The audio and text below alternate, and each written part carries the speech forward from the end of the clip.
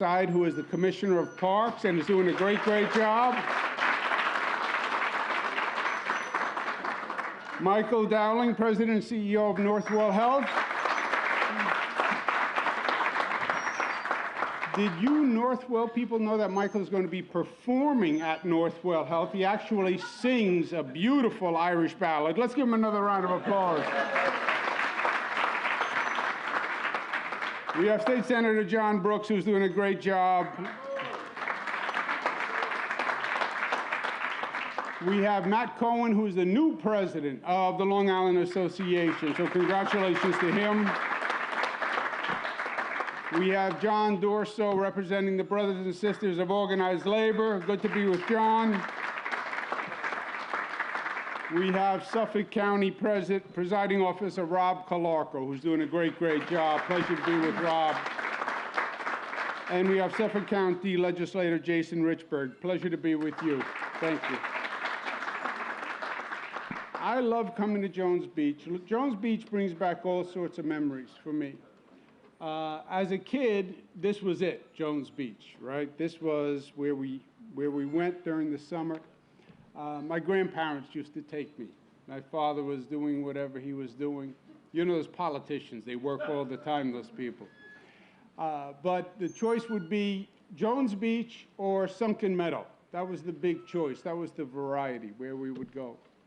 And I would come out as a kid with my grandparents and some of my sisters, and we would spend all day at the beach, just all day at the beach. I remember trying to explain this to my children, who are now 25, and they would say, well, what did you do when you were at the beach? I said, that was it, you were at the beach. You'd go into the water, you'd come back, you'd sit on the towel. Yeah, but what would you do? I said, that's it. That's what you did. You went into the water, you swam, you came back, and you played, you know. But think about it now. No telephone, no texting, no Instagram. So you sat there for 5, 6 hours, and you talked. You talked. And I was so close to my grandparents, I think partially because of that. You know, all the stories that they had a chance to tell, all the lessons they had a chance to tell. Different days. I remember thinking that the Jones Beach parking lots had to be the largest parking lots in the world. Remember when you would get a spot and then you'd have to walk all the way across? I didn't appreciate really the marvel that Jones Beach was as an accomplishment. I mean, think about it. Robert Moses, say what you will. Jones Beach, 7 miles of fill. Jones Beach, but there was no beach, right? It was all marsh. They filled 7 miles with 14 feet of fill to create Jones Beach, and then built those magnificent structures, right? If you proposed a project like that today, they would say it's impossible. Why did our ambition and confidence drop rather than increase? Think about it. Why were they so sure they could do it? The whole highway system that was going to come out, they believed in their capacity. They believed in what they could do. We need that back. Let me give you some facts and numbers on where we are today. Today, the positivity rate, really yesterday, the positivity rate, state of New York, was 1.09, okay? That's very, very low. To give you an idea of how low, 1.09, the national average was 2.6%, okay? So we are less than half of the national average. Give New Yorkers an round of applause.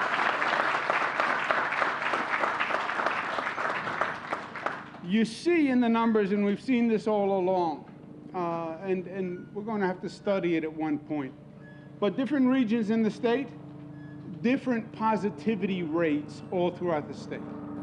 Why? One state, everybody gets the same message, same facts, same laws, Why do we have all these different positivity rates?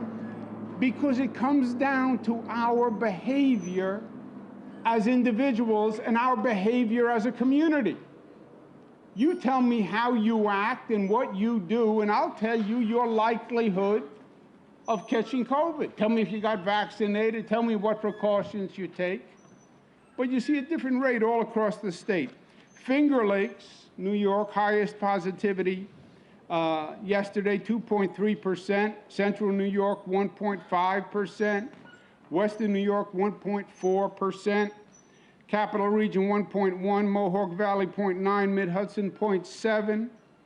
Long Island, 0.7. New York City, 0.69. Southern Tier, lowest in the state, 0.6. At one time, Southern Tier was one of the highest. And that message communicated. And the community changed its behavior. Statewide, 0.9%. Our 7-day positivity, 0.9, lowest level since September 21, 49 straight days of decline. Isn't that great news?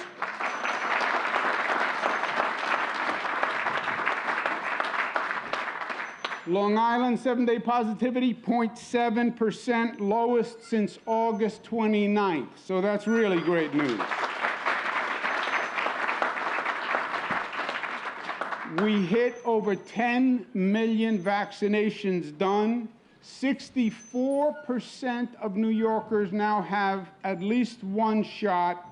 Long Island, 69%, the highest in the state of New York.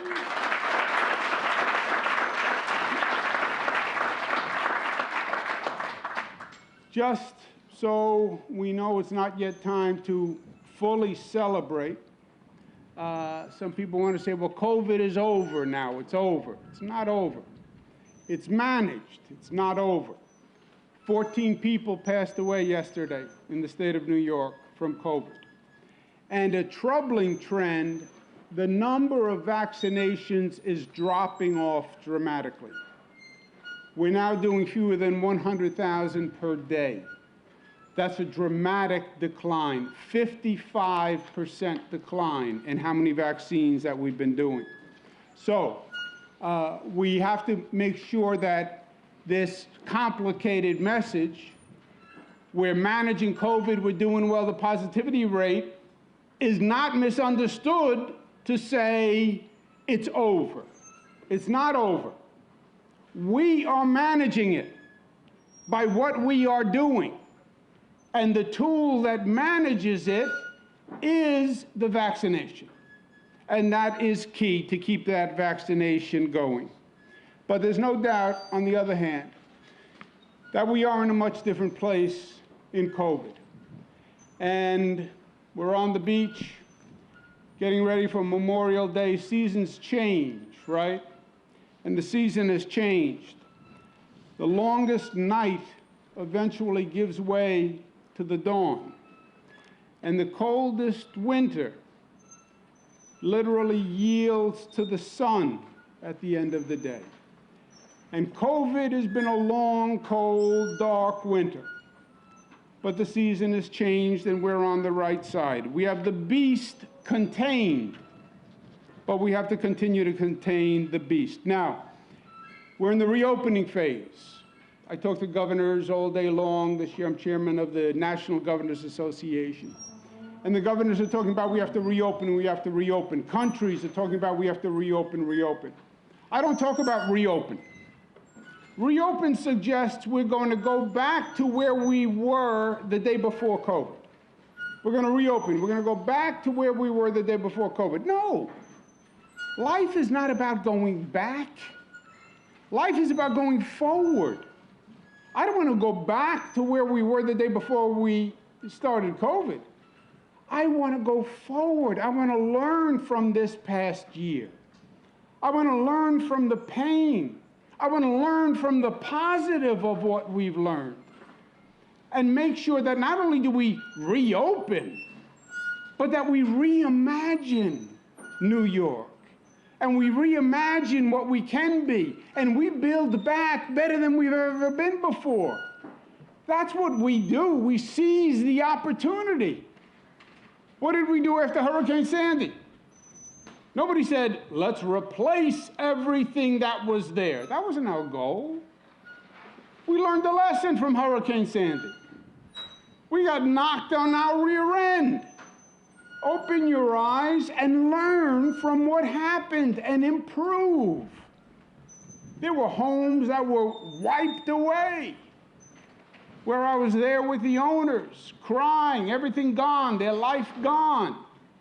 You go back to those homes today, they're elevated. Why? Because we learned. The electric grid was all underwater. Why? Because the transformers were on the ground. And the water came up, and all the transformers were submerged. Elevate the electric grid. Elevate the transformers. Get it out of the water. And that's the new electric system we have. And let's take a moment to say, what should we have done that we hadn't done? We just announced a new Bay Park treatment plant. Bay Park treatment plant was a problem for 15 years. It would get overwhelmed and drop everything into the channel. And now we have an entirely new treatment plant with a pipe that goes 3 miles out to the island, into the ocean. Why? Because you learn and you grow. And that's what we have to be doing here, and that's what we have to be doing now. We're off to a great start with our state budget, which we passed. It's on time. We got it done this session. But it does just that. It says, let's invest, let's learn, let's grow from this experience. Let's do the things that we should have been doing. Let's fix the Long Island Railroad, add that third track, make it a commute that is decent and safe and sound. Let's build a new Penn Station. Who wants to sit on the Long Island Railroad for 45 minutes to wind up in Penn Station, which is like the 7 levels of hell? What kind of way is that to start a day? So we're building a new Penn Station so the commute actually works. We've been talking about transferring to green energy for how long? How long have we been talking about renewables and getting away from fossil fuels?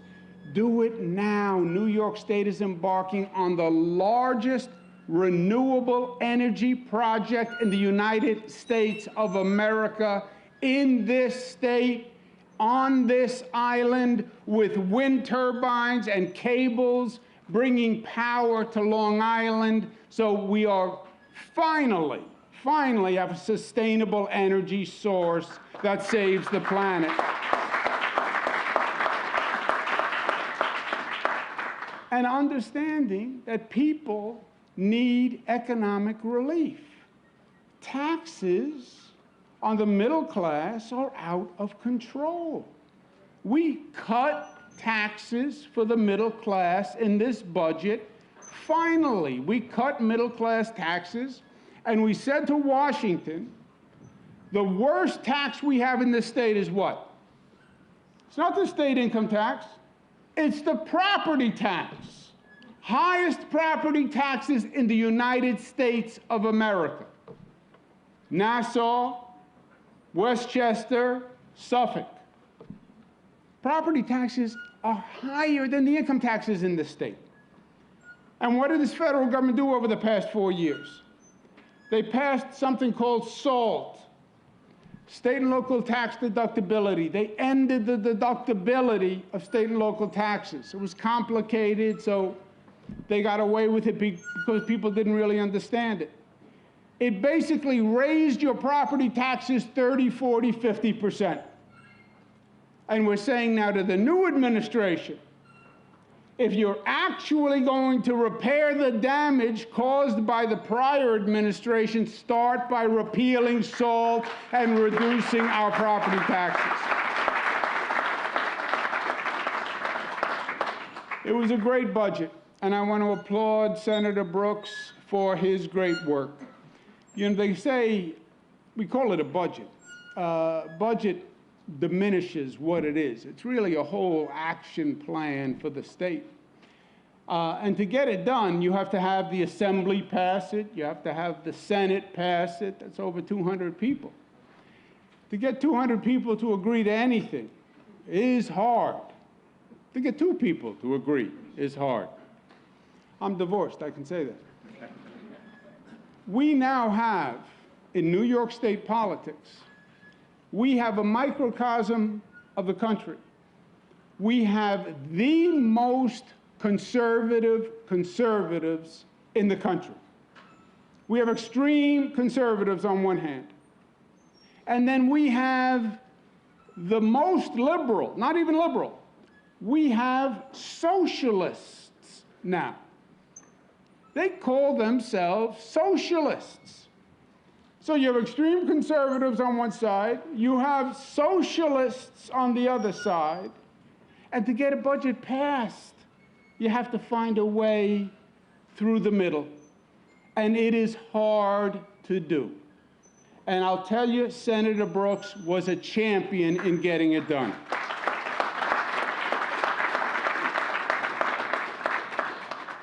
So, things are looking good. We're reimagining, we're rebuilding, but we have to maintain our containment of the beast, and that is the vaccines. And the vaccines are dropping off. 2 groups, the youthful and the doubtful. The youthful, because young people, really the way we introduced this was not a young person problem, right? It was introduced that if you're young, you may get it, but it's not going to kill you. Plus, you're young, you think you're a superhero anyway when you're young, right? Nothing can hurt you. When we started the vaccines, we said it was for older people, not younger people. So we introduced COVID saying young people don't have to worry about it. But young people do have to worry about it. They can get sick, and they can transmit it to someone without even knowing. So focusing on young people to get the vaccines, and then what I call the doubtful. Doubtful people who are doubtful of a vaccine. I don't like needles. I don't know that I need it. Government tells me to do it. I don't believe government about anything. And I'm nervous. I'm nervous about it. I don't know if it works. 10 million New Yorkers have taken it.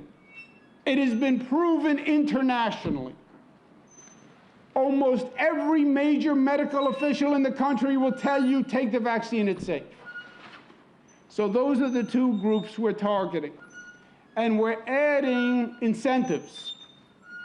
If you get a vaccine, you get a lottery ticket. Scratch-off ticket, you could win $5 million. When you take the Long Island Railroad, MTA, you get a free pass if you get a vaccine. To go to a baseball game, you can sit in a vaccinated area, you get more seating. You want to go see an Islanders game, better chance if you're vaccinated. And then, which is a reason in and of itself, they're going to win tonight, then they're going to come home, and they're going to clinch the series at home in the Coliseum.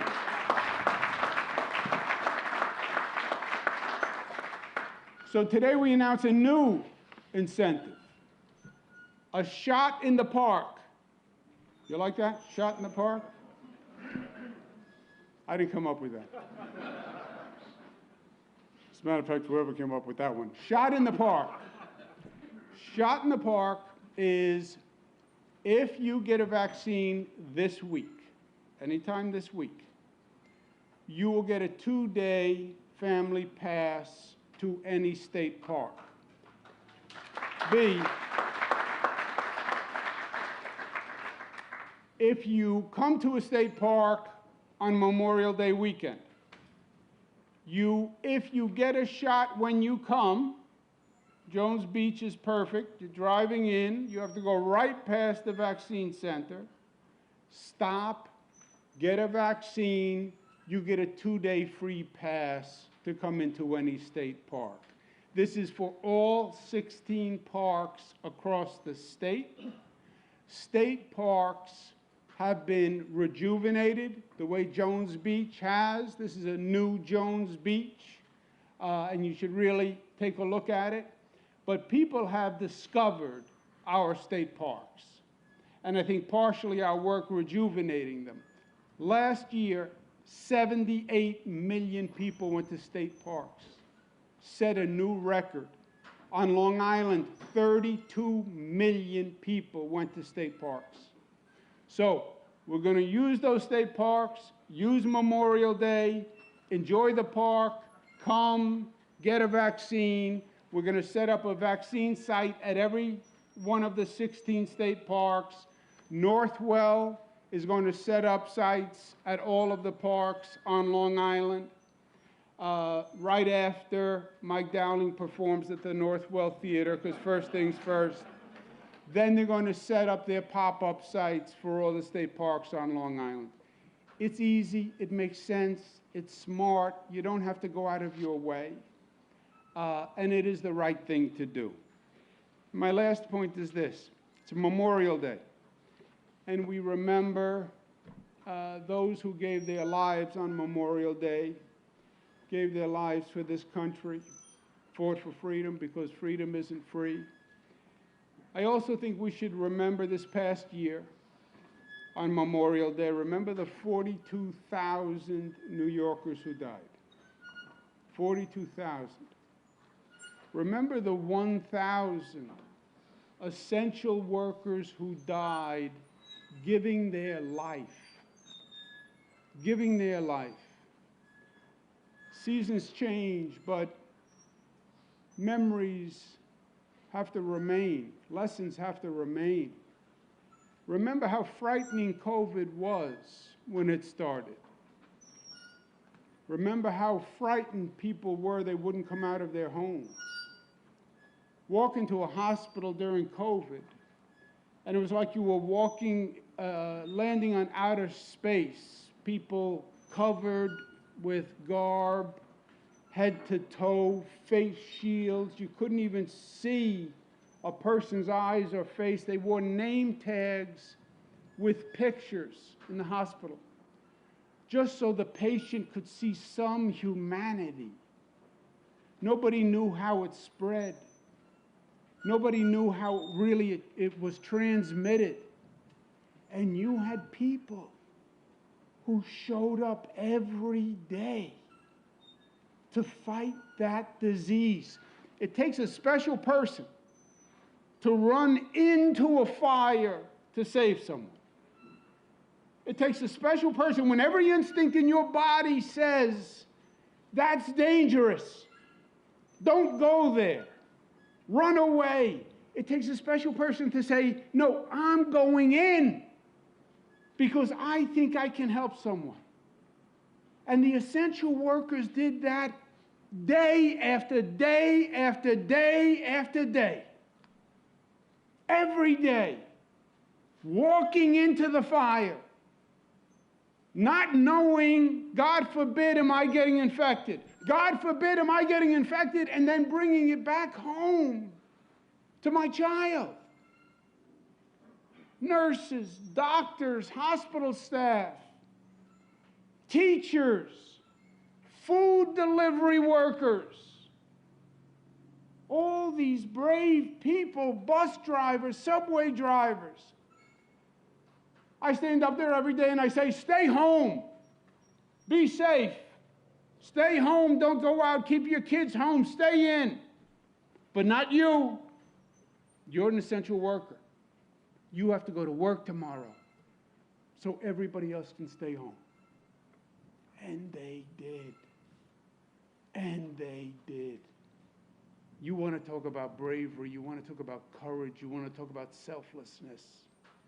You want to talk about that question in your mind, what would you do if the circumstances asked you to really stand up and put your life on the line? What would you do? Would you stand up and run into the fire, or would you walk away?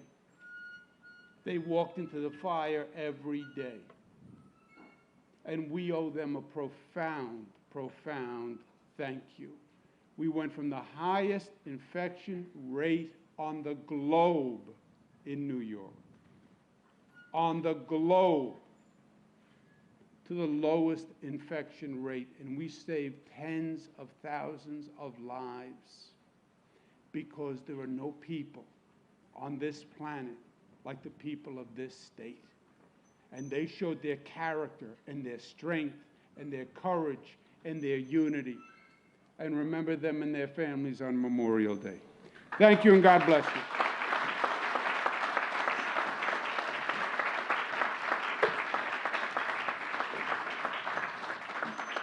Let's give my friend and a real, talk about an essential worker, talk about a hero. Michael Dowling's name is at the top of the list. Ladies and gentlemen, Michael Dowling.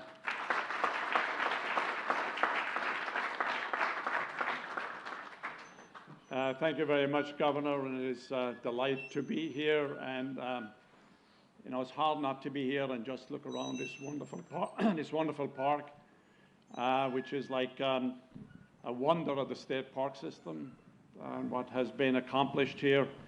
And I reflect back on what the governor said about the people who built all of these years and years ago. It took vision, it took courage, it took perseverance, it took resilience. It's the very kind of vision and resilience that the governor displayed and leadership that he displayed during the COVID crisis over the last 12 months, and the same as he's now projecting what we've got to be doing going forward. Because we're coming out of this, but we're not fully out of it, as the governor said, and I will come back to that in a moment. But just reflect again, following up on what the governor just talked about, this past 15 months. This has been a traumatic period, a difficult period, but just think where we've come from just 12, 15 months ago. And give you a couple of statistics just with regard to North Shore. Back in March, April, we had in our hospitals every day 3,500 patients every day. And as the governor mentioned, that was an experience that you only want to go through once in a lifetime. You don't want to do it over and over again. You don't ever want to see it again.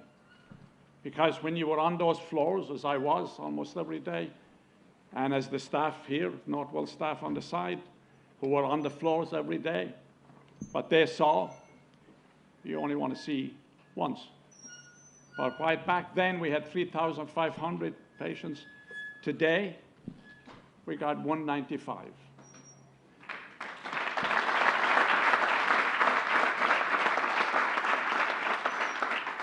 We actually saw over 200,000 COVID patients at Northwell. That's what a pandemic does. So we've made lots of progress. We've come a long way. We're on the home stretch. We can see the finish line. But COVID is not gone. It's here. And this is a message for everybody. You know, COVID, the virus is sneaky. It hides. It hides in the shadows. The biggest danger is thinking it's gone, disappeared. I'm out, I'm having a great time, I'm going to the beaches, I'm going to the restaurants, and I don't have to do the things you should do. But no, it's hanging around. And it's waiting to pounce. And we don't know who it's going to pounce on. Right? It can be anybody. There's only one sure way that we can get to the finish line, and that's to make sure that everybody gets vaccinated. That is the cure-all. So everybody here and everybody that's watching has to become an ambassador to say, if you want to get to the finish line, if you want to put COVID in the rear view mirror, and you want to say we are out of it, what we have to do is to make sure that everybody gets vaccinated. It works. It is safe. The science works. Now we have people who are hesitant, understand that. But that takes an obligation on the rest of us to continue to educate them, continue to inform, continue to advise, continue to say to them that they have an obligation and a responsibility to themselves, to their families, to their neighbors, and to the rest of us. Because you don't want to repeat what we have seen over the past 12 months. And it affected certain populations a lot more than it affected other populations. People of color were disproportionately affected. Raises the obligation for everybody, people of color and everybody, to get vaccinated. Now, as the governor mentioned, we will be vaccinating over the next couple of weeks in all the parks around here, because what we want to do at the governor's direction is to make it simple, make it easy. So we are going to bring the vaccine to where you are going to be. So it is our obligation and everybody's obligation, everybody who's watching, to basically be saying, from now on, I'm going to leave here today and I'm going to convince 3 people that I know who are hesitant to get the vaccine. Because we want to put this behind us. We want to rebuild the economy. We want to get back to a new normal, not going back, as the governor said, the way it was pre-COVID. Because the world has changed. Every organization, including Northwell, including the state, are all now reimagining how to readapt to the new world that we're in. What are the new challenges? What are the new opportunities? How do we rebuild anew? And the governor at the beginning of his comments reflected, as I mentioned a while ago, the rebuilding of all of these parks way back. They took real vision. Well, we can do it again. The governor is demonstrating that by rebuilding. When he talked about Penn Station, every time I drive past LaGuardia, right? That took vision, that took leadership, that took commitment, that took risk. Leadership is about taking risk. It's about walking into the unknown. It's about thinking of what can be, not what is, but what can be. We can come out of this better, and I believe we all will, because what did the COVID crisis prove?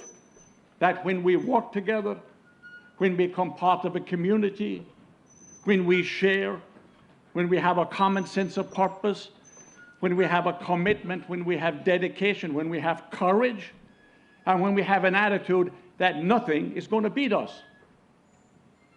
COVID was not going to beat us, and it won't if everybody does what everybody has to do. We're very fortunate. And again, we've been doing an awful lot recently. We have, at Northwell, we have a number of events coming up on, we call Side by Side, which is honoring veterans. By the way, let me make a plug on this. On the 27th of this month, we'll have an NBC show celebrating essential workers and veterans.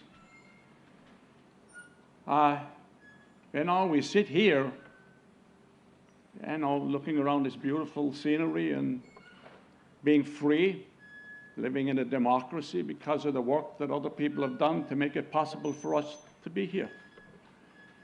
So this is a special time to reflect, learn, and then move forward and rebuild stronger than we were before.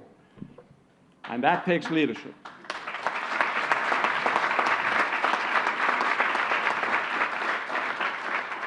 And that takes the kind of leadership that the governor possesses, the leadership that I observed so closely all during the past 15 months. And of course, we've known each other a long time, and I have observed it many years in the past. But that's the kind of leadership we need going forward.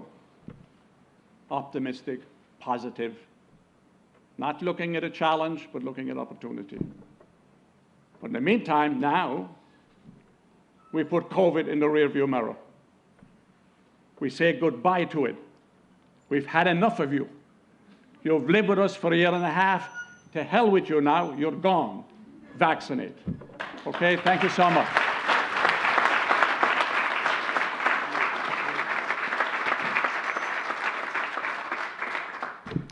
a great friend, a great colleague, a great representative for all of Long Island, State Senator John Brooks.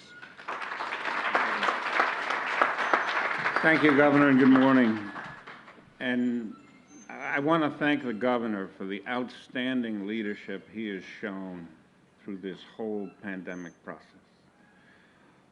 I think the announcement he's making today is important, but I think the recognition that he gave to the essential workers across this state is something we all have to take heart and recognize. All across this state, when there was a need, they went into the fire, as the governor put it, day in and day out. We can never, ever, ever fully recognize or reward all of the essential workers of this state. But we can remember what we saw. Heroes, each and every one of them, all across the state. We are in a situation today, and we're joined with our Parks Commissioner, Ella Cusack, and the President of Discover Long Island, Christine Jerrigan, on a program that has been announced to allow families across this state to have the opportunity to enjoy our park system. By doing what? By doing the right thing. By getting themselves and their families vaccinated.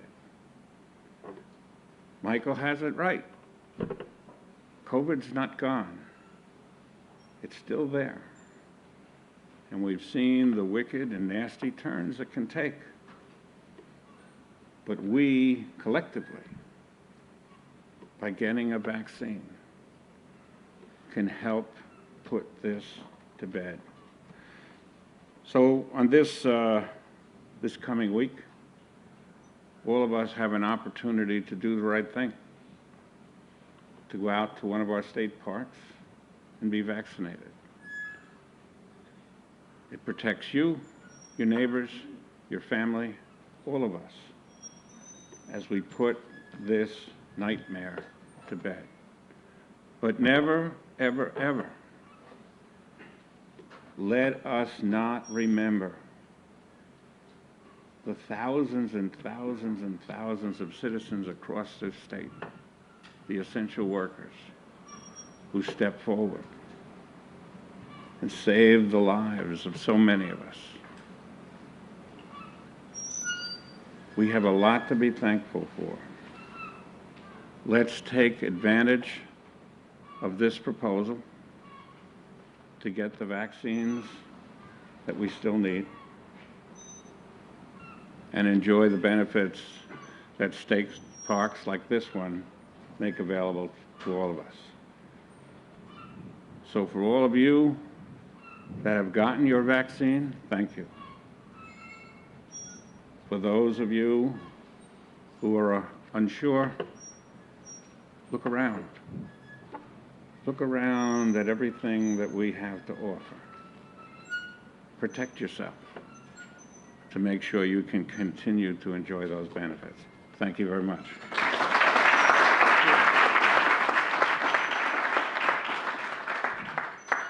I think the message was loud and clear.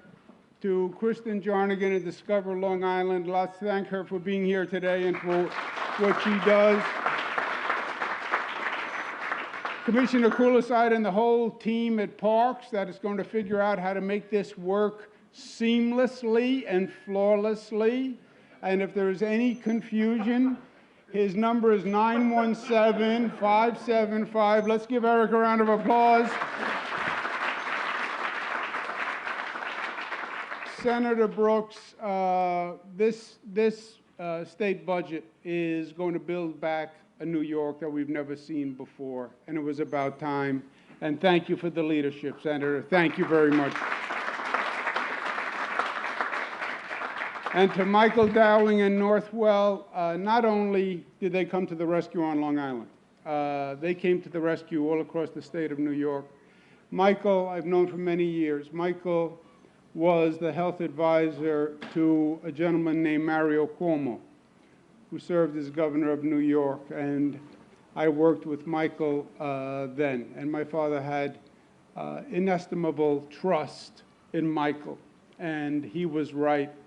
And when COVID started, and we thought we were heading into the apocalypse, the first phone call for me was to Michael Dowling to come and sit down and put a group together.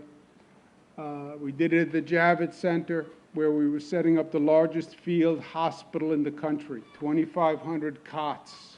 It looked like you were getting ready for the day after the apocalypse. All Army personnel, jeeps. It was frightening. And Michael's leadership shone through. So Northwell never says no. They were a champion all across the state. And then we helped other states, and Northwell actually went to other states. I was going to get my vaccine at Northwell, and I called Michael. And he said, come in, no problem, I'll do it myself. It's 6 shots in your posterior. I think that was just a personal shot, so to speak. Thank you, and God bless you.